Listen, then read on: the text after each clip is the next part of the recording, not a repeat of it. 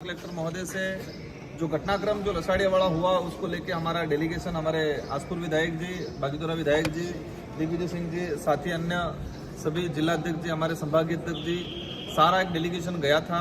हमने 7 बिंदुओं के आधार पे जिला कलेक्टर महोदय और एसपी साहब से हमने चर्चा की है। इसमें मेन बड़ा जो बिंदु है, एक उदयपुर सांसद मन्नालाल जी रावत,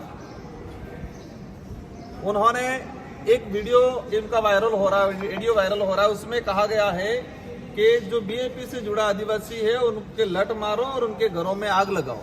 1 महीने पहले का ये वीडियो वायरल हुआ है और इसी का परिणाम लसाड़िया में, क्योंकि बीजेपी के कार्यकर्ताओं को लगा कि हमारा सांसद कह रहा है कि घरों में आग लगाओ, लट मारो, उनको पत्थर मारो, इस तरह से एक सांसद उकसा रहा है बीजेपी के कार्यकर्ताओं से। तो उन्होंने उसी आधार पे वहीं से उन्होंने कहीं न कहीं माहौल बना और लसाड़िया के अंदर हमारे दरियावद विधायक जी पे जो आक्रमण हुआ, तो हमारा पहला बिंदु ये रहा है कि कानून सबके लिए होता है। एक सांसद आम कार्यकर्ता को उकसा रहा है कि घरों में आग लगाओ, तो उस आधार पे कानूनी कार्रवाई होनी चाहिए, उसको लेके पहला बिंदु है।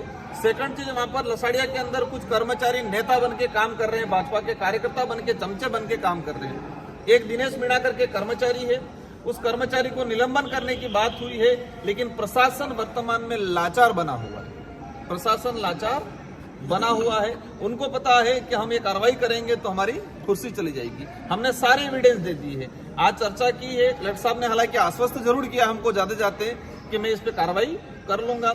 अगर कार्रवाई करते हैं तो ठीक है, कार्रवाई नहीं करते हैं तो हमारा डेलीगेशन अभी तय करेगा कि ये आंदोलन आगे बढ़ना है, धरना स्थल आगे बढ़ेगा कि इसका नया रूप लेगा, वो हम आगे भी हम बैठ के डिसाइड करेंगे। लेकिन यहाँ पर जो स्थिति बनी हुई है, भाजपा ने अधिकारी कर्मचारियों को इतना डरा रखा है, धमका रखा है, और कुछ बात अलग है, कुछ चापलूसी कर रहे हैं वो अलग है, लेकिन लसाड़िया घटनाक्रम में जो कर्मचारी दोषी है उस पर किसी प्रकार का कानूनी कार्रवाई शिक्षा विभाग की तरफ से, कलेक्टर साहब की तरफ से अभी तक नहीं हुई है। 5 दिन होने आ गए हैं। हमारा फाइनल डिसीजन यही रहेगा कि उन कर्मचारियों पे कार्रवाई करे, और एक सांसद जिस तरह से आदिवासी समाज का सर्टिफिकेट लगा के गया और समाज के लोगों को ही आग से मारने की धमकी दे रहा है, तो ऐसे सांसद के खिलाफ भी कानूनी कार्रवाई करे, ये हमारी मांग रही गई। सर, अब चुनावी माहौल भी है, अभी उपचुनाव भी सामने है, तो क्या बीएपी स्वतंत्र लड़ेगी या गठबंधन ये से? इशू ही नहीं है। इशू सबसे बड़ा ये है कि एक आदिवासी समाज का सर्टिफिकेट लगा के सांसद बना और वही सांसद आदिवासियों के घर जलाने की बात कर रहा है, ये बड़ा इशू है। इशू ये है कि निर्वाचित हुआ विधायक वहां उसके विधानसभा क्षेत्र में जाता है और भाजपा के गुंडागर्दी वाले लोग उसके साथ मारपीट करते हैं, वो इशू है। तो हमारा आज जो बड़ा इशू है, चुनाव का इशू ही नहीं है। भाजपा जिस तरह से देश में पूरे राज्य में माहौल बना के रखा है, वो इस इलाके में भी चलाना चाह रहे हैं। हम कतई चलने नहीं देंगे।